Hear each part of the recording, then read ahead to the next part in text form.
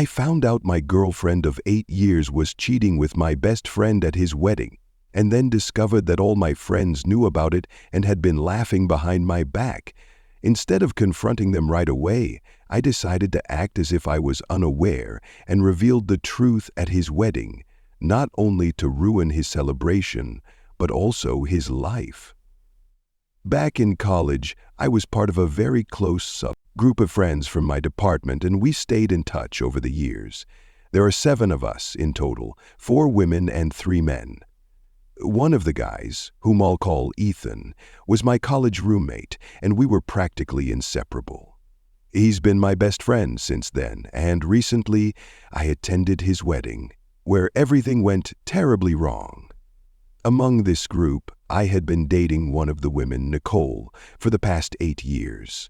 She had originally been closer to this group, but after we started dating, I became part of the group as well, and so did Ethan. Nicole and I started dating in our 2nd year of college when I was 20, and for the last 8 years, we've grown together.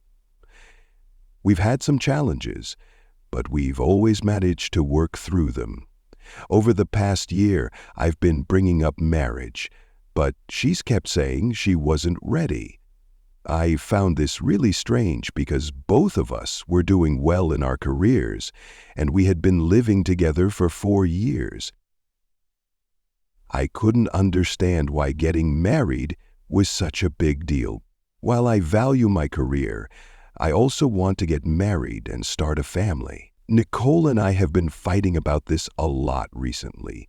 She thinks I'm rushing things, which doesn't make sense to me because we've been together for 8 years, and she also argues that I need to focus more on my work, which is odd because I earn more than anyone I know and have been running my dad's office supply company for the past 2 years.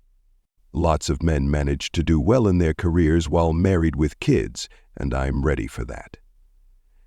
I didn't believe she had a valid reason for not wanting to marry, and I thought she was just avoiding commitment despite all this time we've spent together.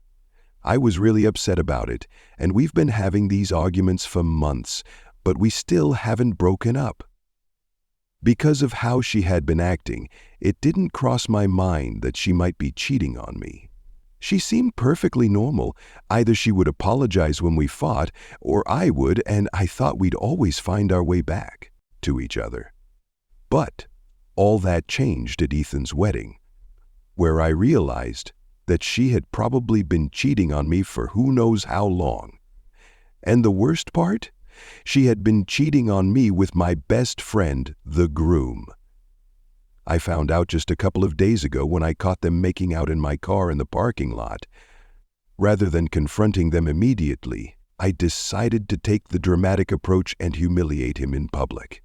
To give some context, Nicole and I had arrived at the hotel where Ethan was getting married the day before. We planned to attend the rehearsal dinner, but I was exhausted from the journey and suffer from bad migraines sometimes, so I chose to skip it. Later that evening, my migraine got worse, and since I had forgotten my medication, I went out to buy some. That's when I ended up in the parking lot and saw them together. I think I was there for about 45 seconds, and as soon as I realized what was happening, I turned and walked away, unsure of how to react to what I had just witnessed. They were too wrapped up in each other to notice me. By the time I left, the rehearsal dinner was already over, so I decided to head to one of my friends' rooms, hoping I could talk to them about what I had just seen, maybe find some comfort and get the courage to confront Ethan and Nicole when they came back. But when I reached my friend's room, I heard voices inside and realized that our whole group was sitting there. By chance, they were already discussing Nicole and Ethan. Not only that, but they were laughing behind my back about how oblivious I was to everything they had known all along and had been covering for the two of them. My friend Kyle, the only other guy in the group, joked about how they'd eventually get caught because of all this sneaking around, even during the wedding preparations. Apparently, they had even hooked up when I had left early from the engagement party. The group found it entertaining to talk about, and I was horrified at how casually they discussed it, as if my feelings meant nothing. So I just walked away from the door, and luckily they didn't notice me lurking, probably because they had been drinking a bit too much. That day was one of the worst I've ever had. After I went back to my room and cried for about 15 minutes, I decided to hide my emotions because I had already started planning my next move. I was determined to teach these people a lesson they'd never forget.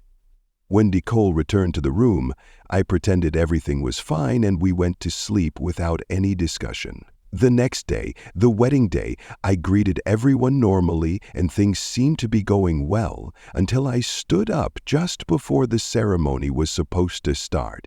In front of all the guests, I announced that I wanted to make a speech in honor of my friend. That wasn't the traditional way of doing things, so there were some confused looks. Ethan must have thought I was going to make a heartfelt speech about how I would miss him or something, so he let me go ahead. That was a huge mistake on his part. I used the opportunity to talk about what I had seen the previous evening and what I had overheard from our friends in their room later. They had been talking about the engagement party and laughing behind my back. By then, all of them had enough sense to look ashamed, but I didn't care. I only cared about how Nicole and Ethan would react to what I was saying. As soon as they realized what was happening, they tried to stop me. Nicole, who was right next to me, tried to get me to sit down and be quiet, as if that would make anything better. Ethan completely lost it, accusing me of being jealous of him. He claimed I was trying to ruin his wedding because my girlfriend wouldn't propose to me, implying I was trying to steal his spotlight. But his over-the-top defense backfired.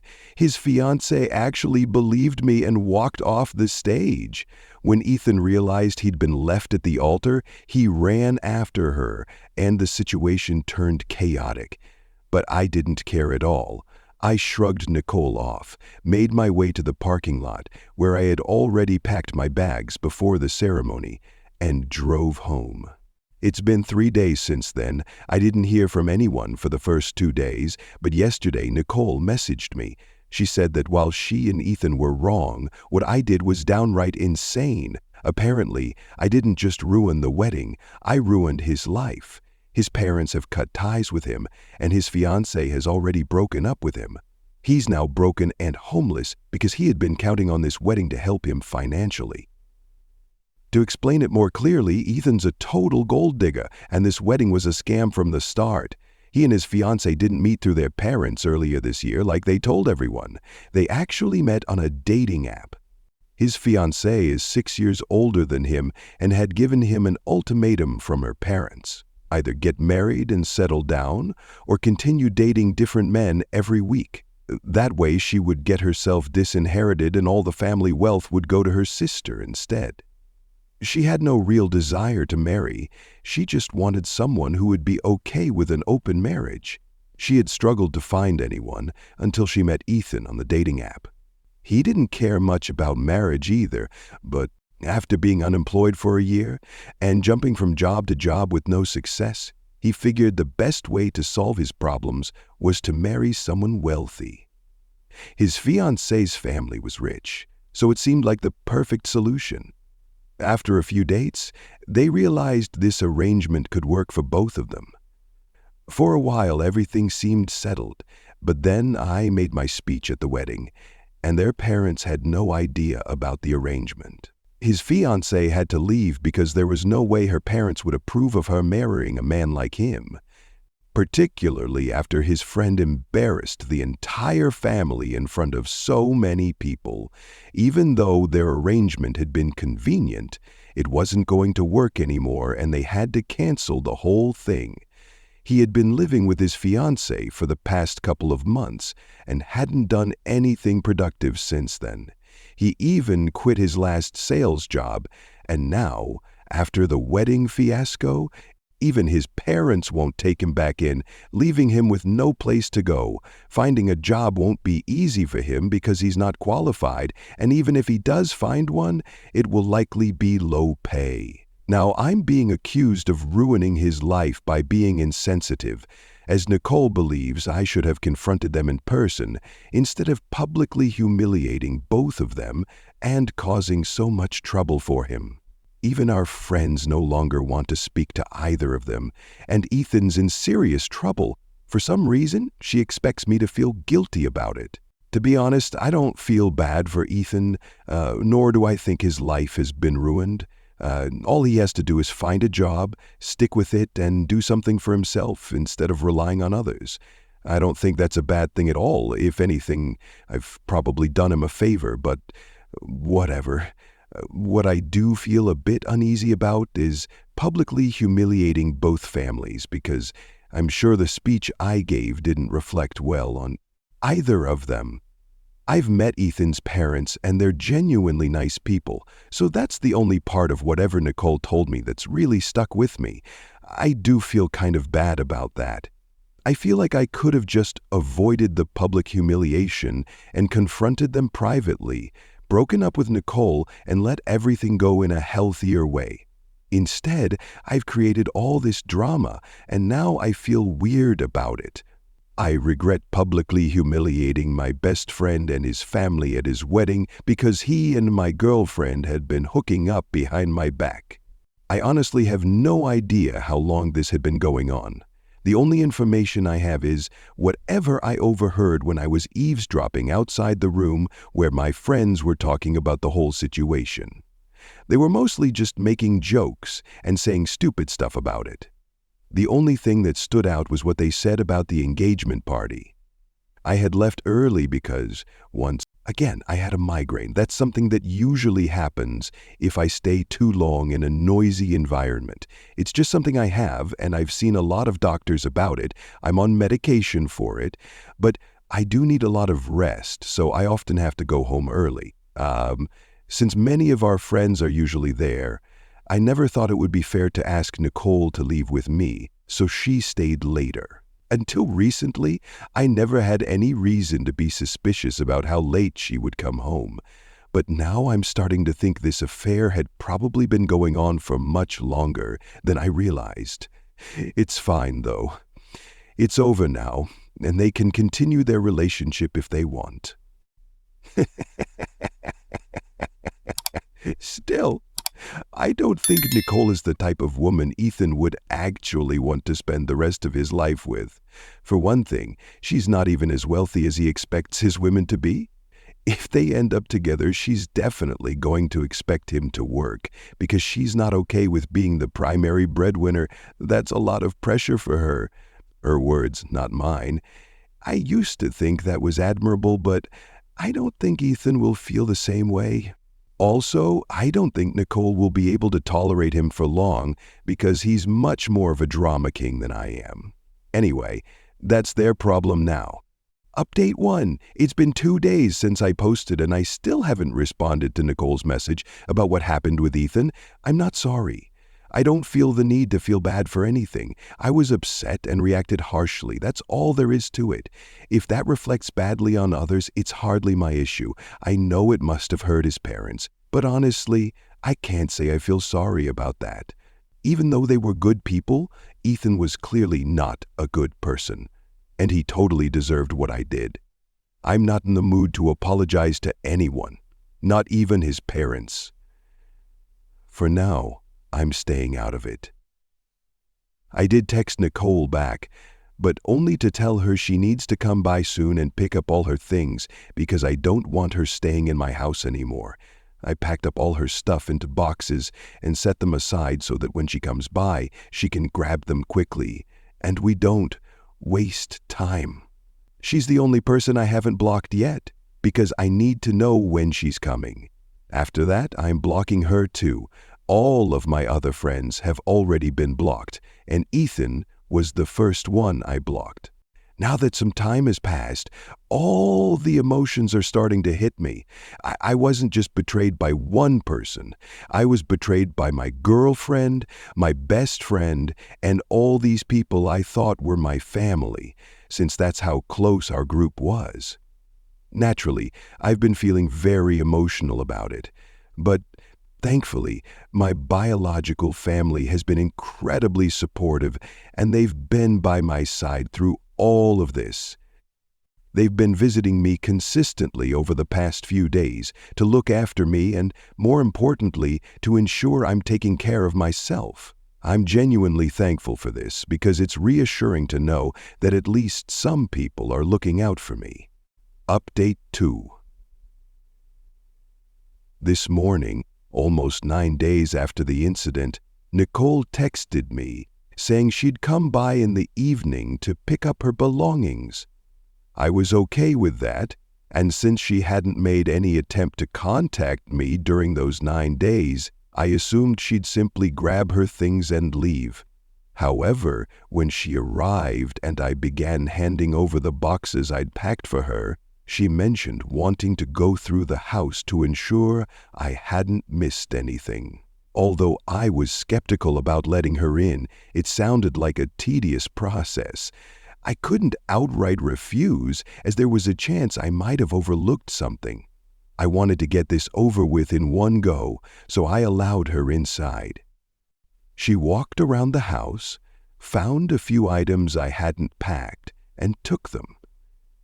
I thought that was the end of it, that she'd pack them into her boxes and leave. Instead, she began lingering in the living room, holding the items she'd gathered, which created an awkward atmosphere. Eventually, I had to ask if she planned on leaving, and she responded by saying she wanted to have a conversation. She claimed that now, with some time having passed, she hoped I'd be more willing to discuss the situation. Her tone made it sound as though years had passed since the incident, even though it had been less than 2 weeks. I didn't feel like there was anything to talk about. She cheated on me with my best friend who was on the verge of getting married. That's the entire issue. I told her I had made myself clear in my text. She was only welcome here to collect her belongings, and now that she'd done that, there was no reason for her to stay or talk to me. But she began arguing, saying that even though she cheated, I wasn't entirely blameless and needed to stop acting like it was all her fault. Until that point, I had been polite but curt, though her remarks irritated me more with every second. When she finally implied that I might have been responsible for her actions, I lost my temper completely. I yelled at her, furious at her audacity to suggest that this was partially my fault. I'm fully aware that I'm not perfect, but the way she phrased it made it clear she was insinuating I drove her to cheat. Before she could respond, I already knew what she intended to say. As I mentioned in my initial post, we had been having issues because I wanted to settle down, get married, and start a family soon, but she wasn't ready for that. I knew she'd bring that up, as I'd been reflecting on it myself for the past few days, though from the perspective that I was the victim. In her view, however, she was the victim. She said she wasn't ready to commit because it was a big decision, and she felt it would have been a mistake for her to settle down at that time. She wanted to experience life more before getting married and starting a family. She also claimed that being with me for the past 8 years, doing everything with me in mind, had left her feeling like she didn't know who she was anymore, somehow making this my fault. I couldn't believe she thought these arguments were valid. If she had such a significant issue with committing to me after 8 years, it was clear we had different goals in life. There were only 2 ways to handle that. Either we could have kept discussing it to find a compromise or simply broken up. Instead, she chose to cheat, trying to have the best of both worlds, doing whatever she wanted while keeping me as a backup. And now I was somehow the bad guy for not tolerating it. Her attempts to play the victim and act as though we were equally at fault made me so angry that I yelled at her until my voice was hoarse. Even then, she kept arguing, defending herself by saying I had stressed her out and that Ethan understood her in ways I never could. I repeatedly asked her to leave, but she refused, insisting I needed to acknowledge that I wasn't perfect and had been just as toxic as her. I considered calling the police, but I was so upset that it didn't even cross my mind. Finally, I had enough. I walked to the door, opened it, and stood silently beside it, waiting for her to leave. She kept rambling, coming up with ridiculous justifications, but I stayed quiet, waiting for her to take the hint. After several minutes, she finally walked out, but not without delivering one last remark. That I could pretend to be a saint all I wanted, but deep down, we both knew it took two people to ruin the relationship. I agree. It did take two people to ruin the relationship. I agreed. It did take two people to ruin the relationship. After several minutes, she finally walked out, as it would have reignited the argument, and I had no energy left for that. Even when we were together, she had a hard time admitting when she was wrong, which I used to find endearing. But today, it was unbearable. I'm genuinely relieved she left when she did, because I was so angry I might have thrown something at her. Now that it's over, I've blocked her and plan to focus on myself.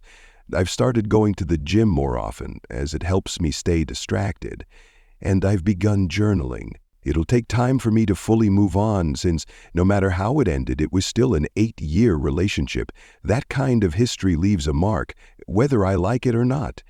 All I can keep doing is making sure that this mark on my past doesn't affect me too much, or at least trying my best to achieve that, I suppose. Update 3. Hi, it's been 2 years since my last update. I've been thinking about posting here for a while and finally logged in today to share how things have been. On the work front, everything has been going exceptionally well, better than ever before, and I'm genuinely very happy about that. I've also become somewhat of a fitness enthusiast, and it's been amazing for me. Over the past 2 years, I've had no contact whatsoever with the people I knew in college, and honestly, I couldn't care less about how they're doing. My family has stood by me throughout this time, supporting me and ensuring that I've been doing fine, and that's all I could ever ask for. I now have just a small circle of friends. Only a couple of people from school and a few colleagues, but they are genuine, caring individuals, and I value them immensely. In the past few weeks, I've also started seeing someone. For the last year or so, I hadn't even considered dating because I was still working through the emotional scars left by my previous relationship. However, one of my friends introduced me to her cousin at her birthday party, and there was something about her that immediately drew me in. She's incredibly kind and sweet, and from the moment we met, I felt a strong connection. My friend set us up on a date, and since then we've been seeing each other regularly. I've shared everything with her about my previous relationship and how long it lasted, and I've explained that I'd prefer to take things slowly before getting too serious. She completely understands and respects my feelings. It doesn't matter that she wants to settle down or plan a future together. She completely understands and respects my feelings. She's even told me that she's willing to wait because she thinks I'm the perfect guy for her. I feel like I've finally found someone who is a good match for me. At this point, I'm much happier than Nicole and Ethan, who, as it turns out, got married just a few months after my last update. However, their marriage didn't even last a full year. They ended up divorcing within that time. I heard about it from a former college acquaintance who's known to enjoy gossip. I can't say I feel bad for them because that would be an outright lie, but I do hope their experience serves as a lesson and prevents them from hurting others in the future the way they hurt me. That said, knowing their personalities, I wouldn't be surprised if they still cause problems for others. All in all, I feel like I've truly moved on from everything that happened, and yes, I can confidently say that I'm happy now.